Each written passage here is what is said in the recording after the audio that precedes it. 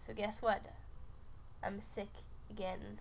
And that's why my voice is different. No, it hasn't changed because of testosterone. It's because I'm sick. Because what's life without getting sick, 6 to 8 times a year? Anyway, I'm not gonna complain though, because otherwise, other than being sick, life is pretty fine, and that's good. Yeah, I haven't gotten that change yet, the one that I really want, the voice thing. It's funny though, a couple of minutes ago, it's kind of what made me want to start doing a video. Bell Canada called us. By the way, they call us every day. Bell Canada calls us every day. Why?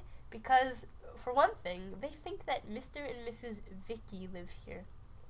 No one by that name lives at this address. I'm talking to you right now, Bell Canada. Mr. and Mrs. Vicky do not live here, despite what you seem to have, what you seem to have on your records.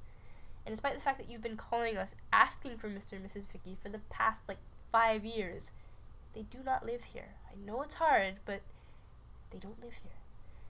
Anyway, so when I answered the phone, I had a short little talk with the lady on the other end, you've been calling for the last 5 years, and they don't live here. And then she said, "Oh, I'm sorry, sir." And then I was like, "Whoa, wait a minute." Not out loud, in my head, I was like, "Whoa, wait a minute." You said, "Sir, you win the award for the first telemarketer that has not called me ma'am. You win treasure by the barrelfuls." But the sad part is it's only because I'm sick.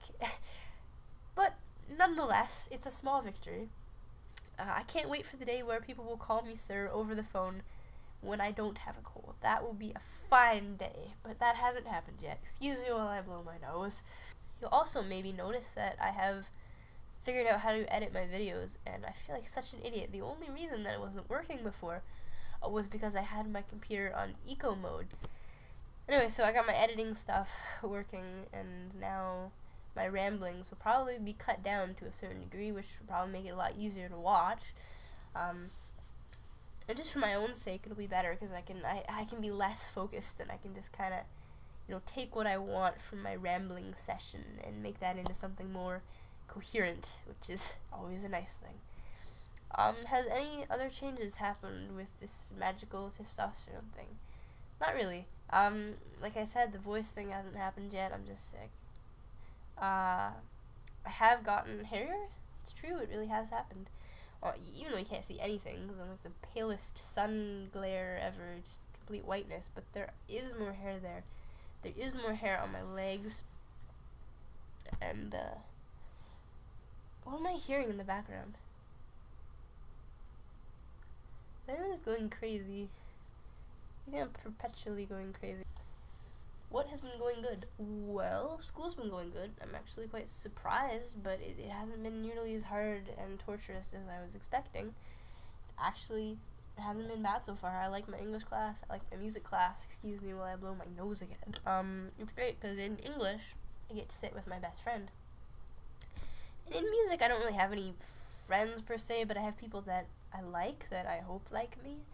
And so it's great because we're not doing theory, which I can't stand. We're doing audio production. Those we're gonna learn how to put songs together, which is funny because I already do that on my own time. But I figure there's no way I'm doing it as professionally as what I can learn from this class. So hoping to get something good out of this.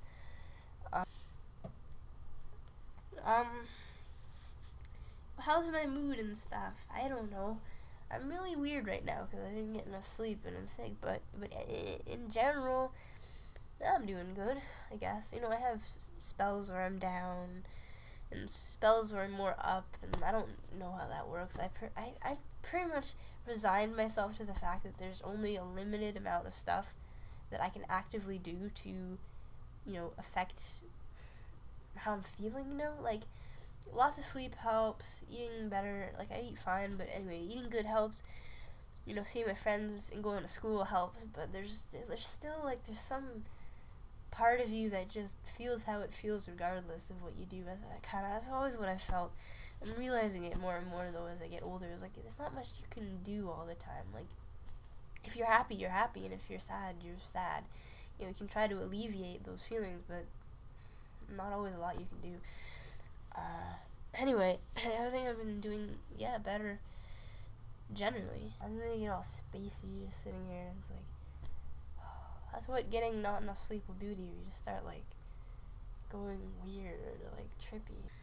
It's a good thing I have editing now, because most of this video is taken up with weird pauses and, like, staring off into space and, like, just rambling about stupid stuff. So yeah, I told my friends a couple months ago, I think I said this, that I'm transgender. Of course I've said this, but they actually haven't really put any, what happened? Anyway, they haven't put any effort into, like, doing the male pronouns until this week, which was really nice. And it turned out I had to be a little more forceful, not mean, just a little more forceful with my friends to really, like, let them know that it's a big thing. It really matters to me, you know.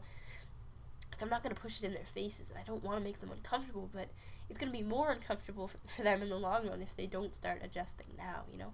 It's better to not go cold turkey, because it's going to be harder. But anyway, so the one guy has been good right from the start, and then one of my other friends who's known me since grade 4, which is a really long time if you think about it. But anyway, he started to use the pronouns, which surprised me, but he gets it. Like I said, you know, it hurts my feelings when, you know, you guys don't try, and I think that's what pushed it over the edge, and I'm really happy. And I don't want them to worry about it. I just want them to try, and that's it. You know, it doesn't have to be a big thing. We just have to go off the like, I know it's a big thing because it's weird. You know, I was supposedly a girl before. You know, quotations on girl as always, but you know, and so it's a big thing.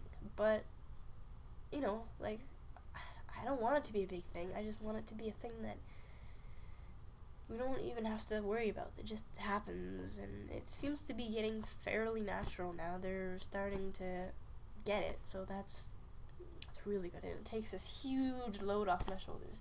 It's like, I have, like, you know, 10 elephants on my back right now, and one elephant just got taken off, and that's a big difference, you know. There's still a bunch of elephants up there, but at least one of them's gone, so that's really nice. That's really nice. Today, I watched the Coen Brothers movie, Inside Llewyn Davis. And it was pretty good. It wasn't as good as I was expecting, unfortunately.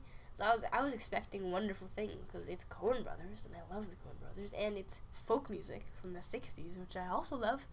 And you'd think, when you mesh those two wonderful things together, you'd create something beautiful, heavenly even, but it wasn't that good. It was okay, for a normal movie, like, if we're just talking the standards of regular, whatever, Hollywood, popular crap, then it was definitely a really good movie.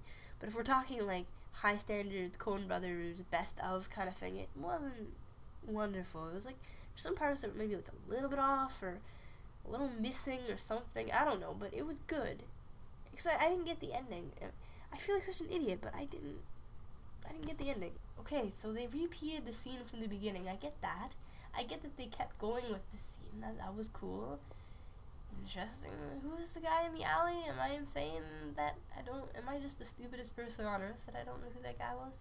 Or is it an ending you're not supposed to understand? Or what? Like, and the cat died. That was not cool. The Coen Brothers don't kill the cat. One of my, basically my favorite movie of all time is the Coen Brothers' True Grit.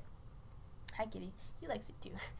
Which is a great movie. And when I saw it when it came out, I was like, what is this magic? This is so good. I hadn't seen anything like it before, and it's really good. It strikes just the right note for me, you know? You see characters like that. You don't see young girl characters who are mostly taken at face value, who just do their thing and that's it. That's rare. And the actress was unbelievable. She's amazing. And so is Jeff Bridges. And Matt Damon was good too. And I don't usually like Matt Damon. But it strikes, it's like a semi discordant note being hit. What am I even talking about? I don't know. Like, they hit this note and it's like gorgeously weird and discordant, and that's like the whole movie. It's like one long discordant chord that sounds really cool, and it's a cool movie, and you should watch it. And Llewyn Davis is good too. It's not as good, but I mean, it's still above average as the movie goes. Anyway, that's my 2 cents. So that's the thing to do for your weekend, to go watch the Coen Brothers movies. Recommended to you by this guy. Who is this guy anyway? I don't know. Some guy in Ottawa who has a cat and rambles a lot. Yeah, what? I don't even know. Anyway, okay, so thank you for watching, and if anything groundbreaking happens, if my voice actually changes, then I will let you know as soon as that happens, because I'm excited. Probably way more excited than anyone else is, because it's me, But I need to get some sleep, because I'm just totally all over the place right now. But thank you for watching, getting through that whole thing. I really have to blow my nose again, because welcome to my day. And I'll see you later. Bye.